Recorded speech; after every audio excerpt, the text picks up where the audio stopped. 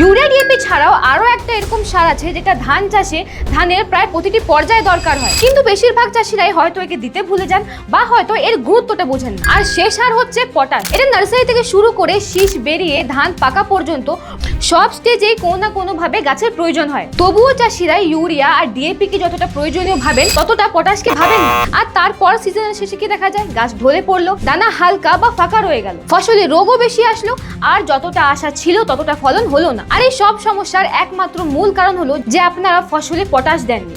তাই চাষি ভাই, আজকে এই ভিডিওতে আমরা কথা বলবো যে ধানে প্রতিটি স্টেজে পটাশের কাজ কি, এর অভাবের লক্ষণ কি কি, আপনারা কোন পটাশ নেবেন আর সেটাকে কখন আর কত পরিমাণে দিতে হবে, সে সব নিয়ে আজকে এই ভিডিওতে আমরা কথা বলবো। তাই ধানে পটাশের পুরো গুরুত্বটা বুঝতে হলে এই ভিডিওকে 1 সেকেন্ডের জন্য মিস করবেন না।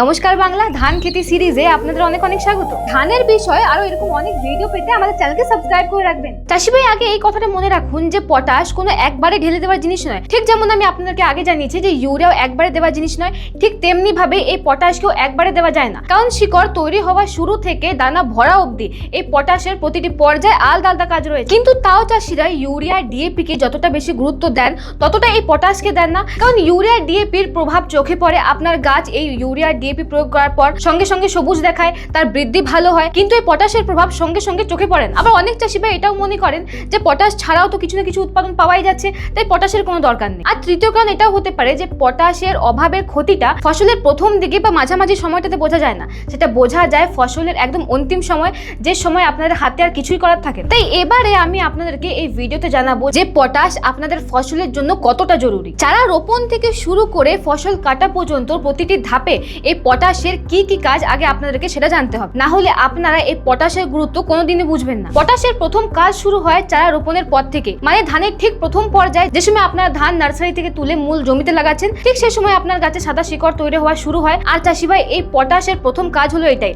আপনার গাছের ওই শিকড়কে গভীর অবধি নিয়ে যাওয়া আর ওই শিকড়কে আরো শক্ত করে তোলা। আর ধানে এই সময় শিকড়ের গভীরে যাওয়াটা আর শক্ত হওয়াটা খুব জরুরি, কারণ এই সময় শিকড় যত বেশি গভীরে যাবে সেটা মাটি থেকে তত বেশি পুষ্টি, জল, উপাদান টানতে পারবে আর গাছ তত বেশি তাড়াতাড়ি বড় হতে পারবে। আর ধানে এই সময় খোসগুলোর খোস প্রাচীর তৈরি হয়, এই পটাশ ওগুলোকে মজবুত করতে সাহায্য করে, যাতে পরবর্তীকালে আপনার ধান গাছ ভেঙে না যায় বা ঢলে পড়ে না যায়। তারপর এই পটাশ আপনার গাছকে সাহায্য করে যে সময় আপনার গাছে পাশকাঠি বেরোয়, সে সময় মানে 15-20 দিন থেকে 30-35 দিনের সময়টা, যে সময় আপনার গাছে পাশকাঠি বার হয়, সে সময় এই পটাশ আপনার গাছের ভেতরে পোষক তত্ত্বের চলাচলকে দ্রুত করে, যাতে আপনি মাটিতে যা সার ফেলেছেন তার পুরো পুষ্টি প্রতিটি পাশকাঠি অবধি পৌঁছাতে পারে। আর তাই এই সময় ধানের গাছে পটাশের একটা খুব বড় ভূমিকা থাকে, যেটা বেশিরভাগ চাষিরাই জানেন না।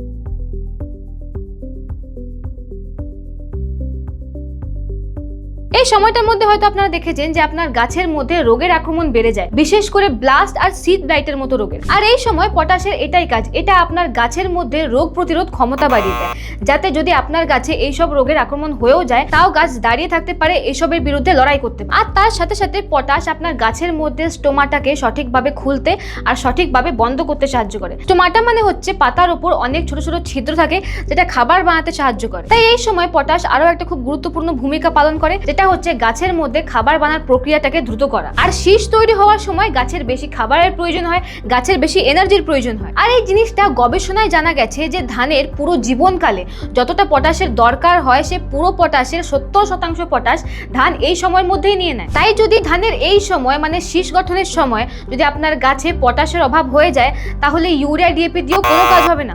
তারপরে এই পটাশ আপনার গাছকে আবার একটা খুব বড় সাহায্য করে, যে সময় আপনার গাছে ফুল আসা শুরু হয়, সে সময় এই সময় পটাশ আপনার গাছের ভেতরে জলের সন্তুলন বজায় রাখতে সাহায্য করে। মানে হঠাৎ করে খরা আসুক, জলের কমি হয়ে যাক, বা যদি হঠাৎ করে বেশি বৃষ্টি হয়ে যায়, তাও যদি আপনার মাটিতে, যদি আপনার গাছের মধ্যে পটাশের মাত্রা ঠিক থাকে, তাহলে আপনার গাছ কোনোভাবেই চাপে পড়বে না।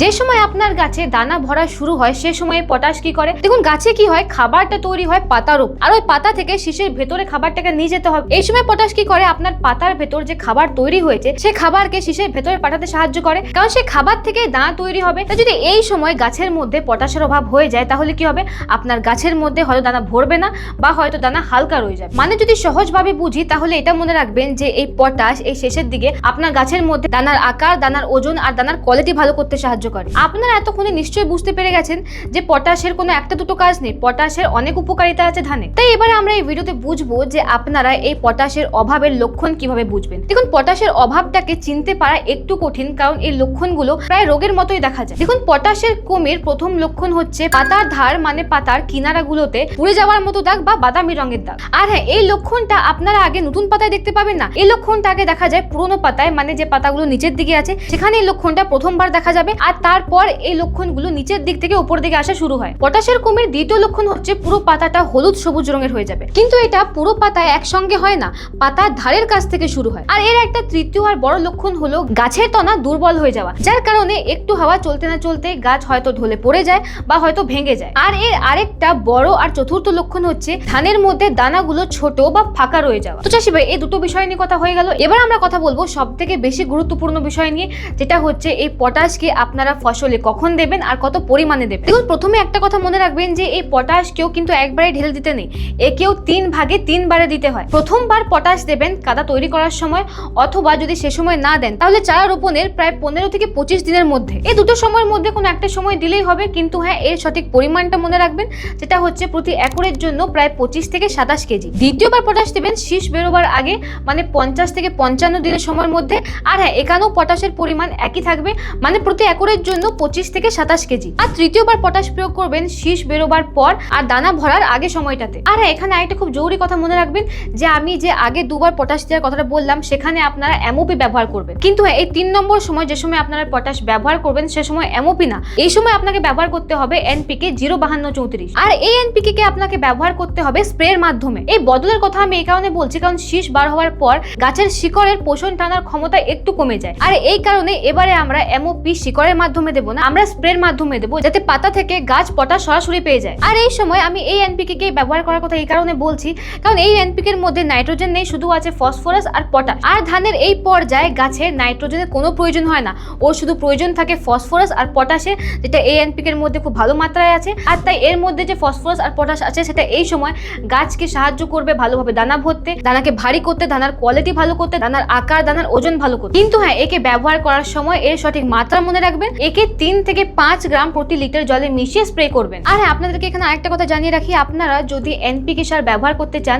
ধানের প্রথম দিকের পর্যায়ে, মানে চারা রোপণের পর থেকে 25 দিনের সময়ের ভেতরে যদি আপনারা কোনো রকমের এনপিকে সার ব্যবহার করতে চান তাহলে আপনারা সে সময়ের জন্য ব্যবহার করতে পারেন এনপিকে 19-19-19, এনপিকে 20-20-20, অথবা আপনারা এনপিকে 12-32-16 ব্যবহার করতে পারেন। কারণ ধানের প্রথমের দিকে ধানের নাইট্রোজেন, ফসফরাস, পটাশ তিনটারই প্রয়োজন থাকে, তাই আপনারা সে সময় এরকম এনপিকে ব্যবহার করতে পারেন যার মধ্যে নাইট্রোজেন আছে। কিন্তু মনে রাখবেন শীষ গঠনের সময় বা দানা ভরার সময় এরকম এনপিকে কে ব্যবহার করবেন না যার মধ্যে নাইট্রোজেন আছে। ধানের শেষের পর্যায়ে আমি আবারও বলছি আপনারা ব্যবহার করবেন এনপিকে 0-52-34 অথবা এসওপি অথবা এনপিকে 0-0-50। তাই ধানে এই সময়ের জন্য আপনারা এগুলোর মধ্যে থেকে কিছু একটা ব্যবহার করবেন। তো চাষি ভাই, এই ছিল পটাশের পুরো কাহিনী। পটাশের মধ্যে গাছের গুরুত্ব কি, ওর অভাবের লক্ষণ কিভাবে চিনবে, আর কখন দিতে হবে, তার সাথে তার পরিমাণ কি, এই সব কিছু নিয়ে তো কথা হয়ে গেল। তাই যদি আপনাদের এই ভিডিওটা ভালো লেগে থাকে তাহলে একটা লাইক করবেন, নিজের অন্য চাষিদের সাথে এই ভিডিওকে শেয়ার করবেন, আর হ্যাঁ, আমাদেরকে কমেন্টে জানাবেন যে আপনারা ধানের বিষয়ে আর কি কি ভিডিও চান।